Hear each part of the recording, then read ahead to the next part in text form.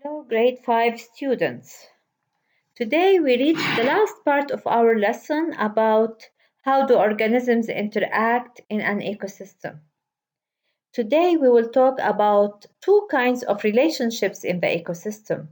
They are competition and predation. Predation, it should remind you of predator and prey. I'm sure you took it before.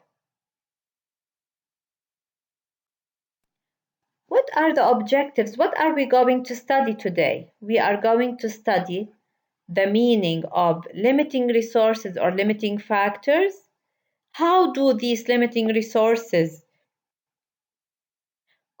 force organisms to make competition? We will talk about why do organisms compete and how do organisms avoid competition. And we will finish the presentation by what are predator-prey relationships? I want you to look at this picture and answer my questions as I'm going to explain through it. First of all, we have to decide whether this picture is an ecosystem, a community, a population, or an individual. Before you answer, look at the picture and tell me, does it contain living and non-living things? Or different groups of living things only? Or a group of living things of one type only? Or one organism only? It is an ecosystem because it consists of living and non-living parts of this ecosystem. What is the only source of water for these organisms? The pond. Do you think it will be enough for all of these living things in order to get the water they need? Of course, no. So, what do you think will happen so they can get the water they need? Most of the time, they have to fight. What are resources? Resources are parts of the ecosystem that supports the life of organisms. In other words, the resources are things you can find them in the ecosystem and they help the organisms to survive. These resources can be living things or non-living things. Living things like plants, animals, fungi, protists, and bacteria, most of the time we consider them as food. And non-living things like the air, the water, the soil, the sunlight, the space, and the shelter. Let's talk about resources now in the ecosystem. Are the resources enough for all the populations you can see in the picture? Are they enough for all the lions, all the zebras, all the elephants, the rhinos, the deer, and even the grasses? This is the big question. This water can determine life in this ecosystem.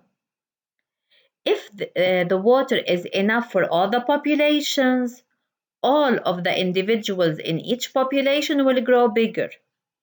It means, let's say, if all the zebras get the water they need, it means that no zebra will die and the zebra are able to grow in number and they can get offspring babies and their number increase.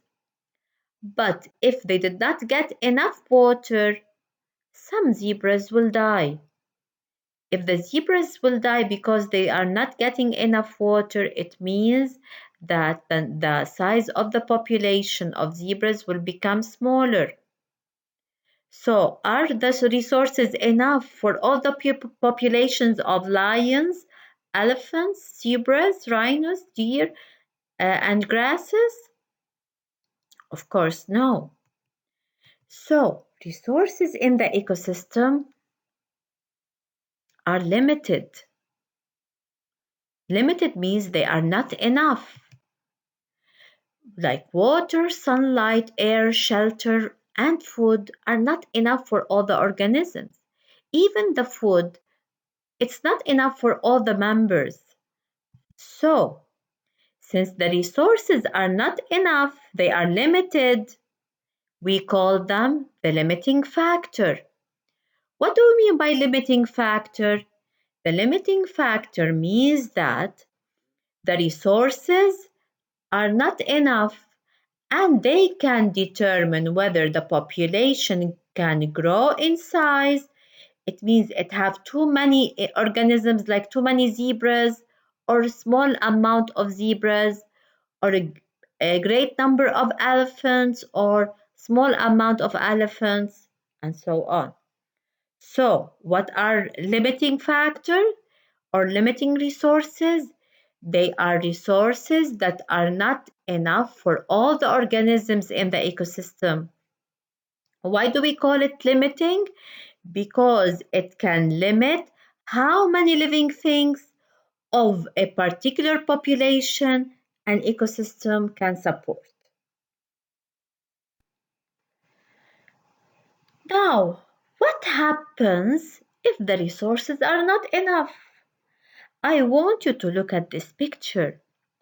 It contains thousands of buffaloes trying to go down into the river in order to get water.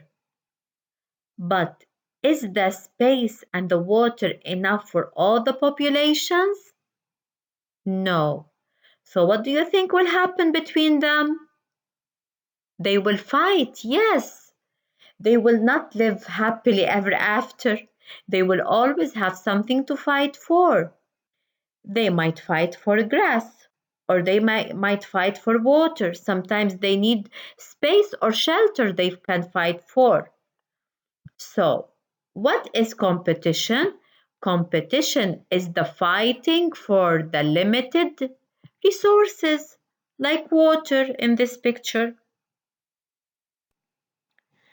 Competition also can happen between different organisms.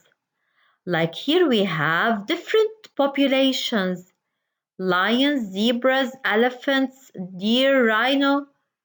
All of them, they can fight for one limiting factor, one limiting resource, which is water. So, also organisms of different kinds can fight for the limiting resources. So, competition is the fight for limiting resources. It can happen between the organisms of in the same population or between organisms of different populations. What is competition? Competition is the fighting for the limited resources. Individuals and populations that compete and succeed, they will survive. That's why usually the animals that is stronger will tend to survive more than the weak animals. So it is competition in the ecosystems in nature is very important. Oh, it's a problem. Can I say that these communities in the picture, they spend the whole lifetime fighting? It will be a battlefield. No, they won't, of course, thanks God. These organisms can avoid competition. What do you mean by avoid competition? It means that they do something in order not to fight, to escape fighting. How can these organisms avoid competition? They can avoid competition by having different niches and different habitats in the ecosystem. Maybe some animals will use the water in the day and some will use it in the night. At some part of the day, the lion will lie on the grass, and the other part of the day, the zebra will come and eat from the grass. In this way, by having every organism by having his own niche and own habitat, will try not to fight the whole time, and thanks God for this. Now we will start with the second part of our lesson.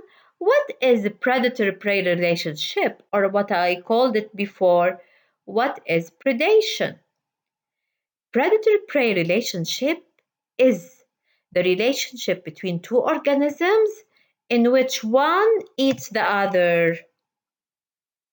It's like this lion trying to catch the zebra.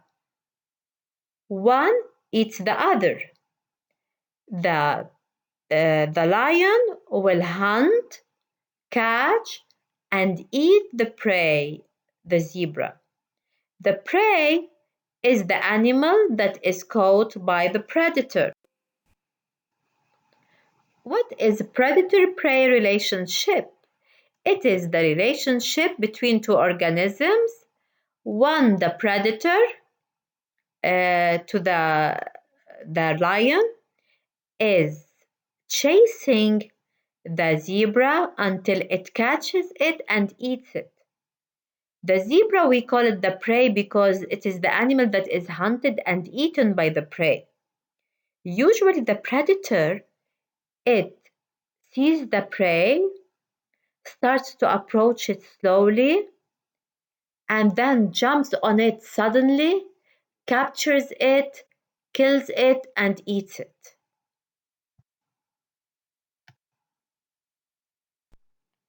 That's all for today. Thanks for watching.